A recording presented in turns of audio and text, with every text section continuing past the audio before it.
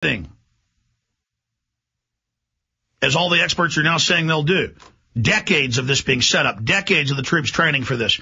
And so people are actually on Infowars.com and PrisonPlanet.com in the comment section under this article going, well, stuff's breaking down, they got to do it. And I always told you that right when the banking crisis began, right when they engineered it, they would then claim a new world bank with power over the U.S., with the Congress signing over its authority to take over private industry, to take over the roads, the infrastructure, and it's now in the mainstream news and the Wall Street Journal saying, well, we need this, and we need a new currency in a North American Union. Only that will fix the banking crisis. How are they going to sell it? You're now seeing.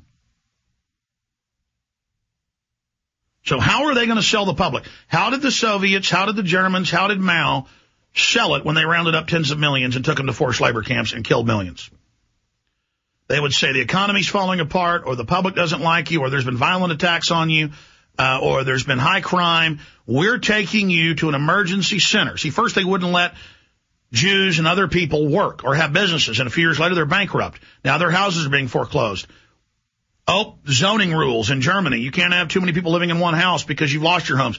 We're going to send you to a place for your own safety. And a lot of people in Germany, there's a bunch of groups they went after, said, okay, I want to go to this community with a fence so you're safe.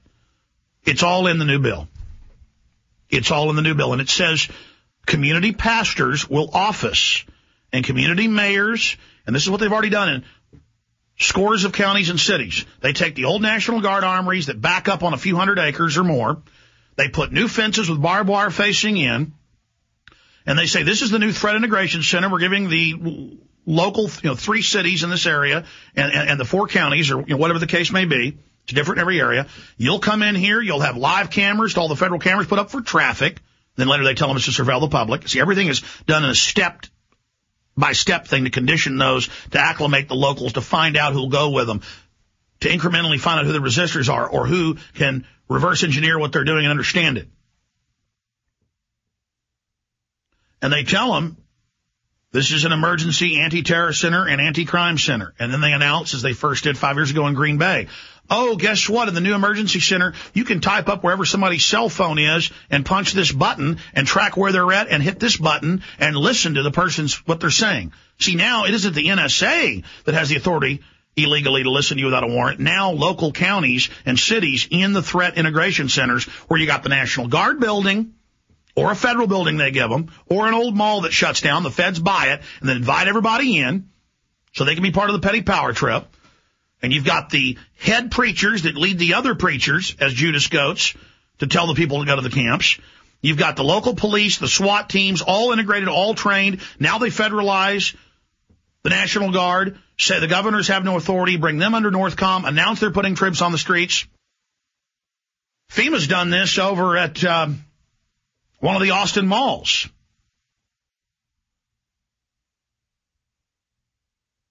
I'm having one of those senior moments. David, what's the mall off I-35 in North Austin? Your wife saw it and told you about it, and then I Googled it, and sure enough, it was there, and I went over there, and it's a FEMA center now. Well, there's Lakeline, there's Barton Creek, Highland Mall.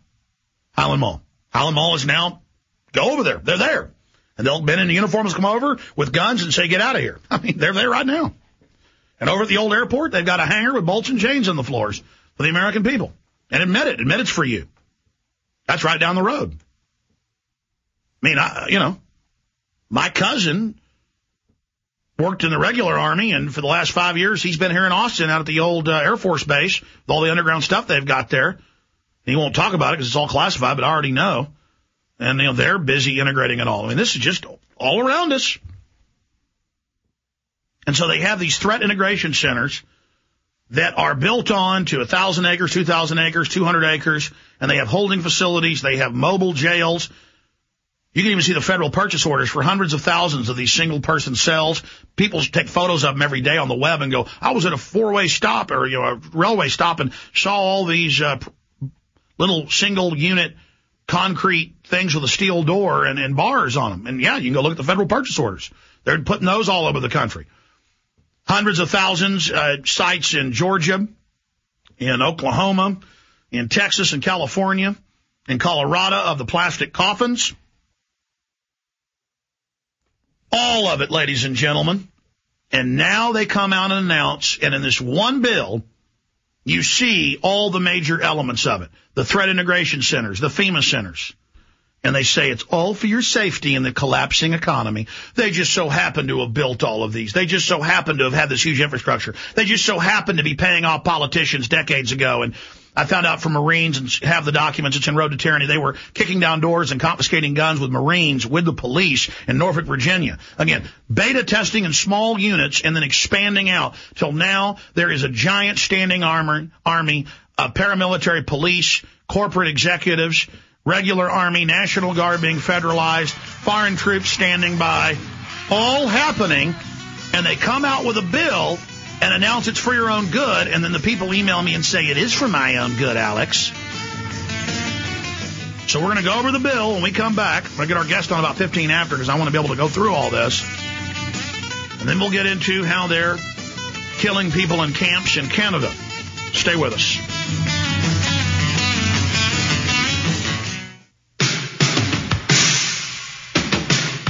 All right, let's get right back into the bill now itself. I gave you some of the background. And the key to all of this is when they're finally getting ready to really use it is when they announce it to the public, the regular Army to be on the streets, that'll be used against the American people. The Army War College has to start training the troops that, yes, it really was always for America and the American people, but it's for your own good because the financial collapse is happening. But remember, they built all of this by design, staged the terror attacks to build the public police state grid, the surveillance grid. Now they're wheeling it around and aiming it at the American people. And misdemeanors will get you in one of these camps for life. New legislation authorizes FEMA camps in the U.S. A new bill introduced in Congress authorizes the Department of Homeland Security to set up a network of FEMA camp facilities to be used to house U.S. citizens in the event of a national emergency. That's under PDD 51, including economic. I'm going to have Paul Watson do a Rosetta Stone article where he goes through all the points I'm making. It's a great article he wrote, but I want to add them all. That under PDD 51, it's economic or any other emergency. And the Congress is abolished, has no authority. The executive is in total control. That's called tyranny. The National Emergency Centers Act, or H.R. 645, mandates the establishment of national emergency centers to be located on military installations for the purpose of providing temporary housing, medical, and humanitarian assistance to individuals and families dislocated due to an emergency or major disaster. So see, it's being pitched as that. Oh, you're going to go there for your safety, but who's there? The military, the police, the preachers. And that was from the bill. The legislation also states that the camps will be used to provide centralized locations to improve the coordination and preparedness, response, and recovery efforts of government, private, and non-profit entities and faith-based organizations. So see, they'll have public, and they already set them up, FEMA offices. They'll set it up for a hurricane, but they never leave. And then it's, we're going to do, and suddenly they just turned on all the billboards on 290 all over the country, big flashing billboards that say, we're looking for a lost child. We're looking for a lost old lady. But then suddenly they're putting up signs like report terrorism, 1-800 number, or report illegal guns. They're now saying that. They're now flashing that. We have photos across the country and video. See, it always starts with, it's soup kitchens for forced compulsory service. You're not against soup kitchens. The Army's going to help you get out of a wrecked car. You're not against getting out of a wrecked car. We're finding Alzheimer's patients and kidnapped children. And then suddenly, and illegal guns, and terrorists, and call on your neighbors. You see how they're converting it. And the final phase is these youth brigades, these tattletale squads, this domestic security force, just as big, just as strong as the U.S. military. And then Obama goes on in the speech to say with forced compulsory service. And again, it isn't Obama doing it. He's just the front man. But he can sell black Americans and others on going along. He can sell Africa on accepting the new Africa Corps, U.S. military there. The legislation also states the camps will be used to provide centralized locations to improve the coordination, preparedness, response, and recovery efforts of government, private, and not-for-profit entities and faith-based organizations. That's the 26,000 preachers. That's the 25,000 at least. They've been doubling it each year, but that's secret executives and key infrastructure individuals. I mean, Mike, who works here in this office, worked for LCRA in their security. And he already had a infrastructure protection badge 2 years before he even worked here. See, it's everything. Ominously, the bill also states the camps can be used to meet other appropriate needs. And if you nexus that with the John Warner Defense Authorization Act, if you nexus that with the PDD 51, the Military Commissions Act, the announcements of Northcom, it's for the American people. They've said previously, building the camps, it's for American citizens. As determined by the Secretary of Homeland Security, meet other appropriate needs as determined by the Secretary of Homeland Security. An open-ended mandate, which many fear could mean the forced detention of American citizens in the event of widespread rioting, a national emergency, or total economic chaos, which has been engineered by the bankers. Many credible forecasters have predicted riots and rebellions in America that will dwarf those already witnessed in countries like Iceland and Greece.